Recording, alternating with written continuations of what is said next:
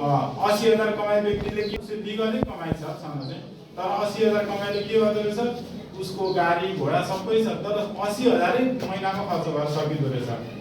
कहिलेकाहीँ नपुगेर सापटी पनि लिँदो रहेछ, सापटी पनि लिँदो रहेछ महिनाको। कहिलेकाहीँ 10, 15, 15, 20,000 ऋण पनि बस्दो रहेछ। एउटा 50,000 कमाइ छ, 50,000 कमाइको मान्छे के रहेछ, उसले जति कमाउँछ प्राय त्यति नै खर्च गर्दो रहेछ। र एउटा 30,000 कमाइ छ, उसले यस्तो मजाले बचत गर्दो रहेछ पैसा। उसले चाहिँ 30,000 कमाइ भएको मान्छेले 20,000 चाहिँ उसले खर्च गर्दो रहेछ, तर 10,000 चाहिँ उसले बचत गर्दो रहेछ। अब भन्नुहोस्, को चाहिँ मान्छे चाहिँ स्मार्ट, बाहिर विदेश जानुवाला हुन्डीबाट पठाउनु भयो होला सायद। नेपालकै मान्छेहरू जब पैसा खातामा हालिदिन्छ नि, डाइरेक्ट बाबुआमाले बाहिर उताबाट तपाईँहरूको आफ्नो घरको खातामा पैसा हाल्नु भएन भने सबैको बाँड्दा त्यही एउटा नोट हुन्छ, त्यही एउटा नोट ब्याङ्कमा राख्नुहुन्छ, तर त्यही पैसा चाहिँ 10 जनाको हातमा पुग्छ क्या।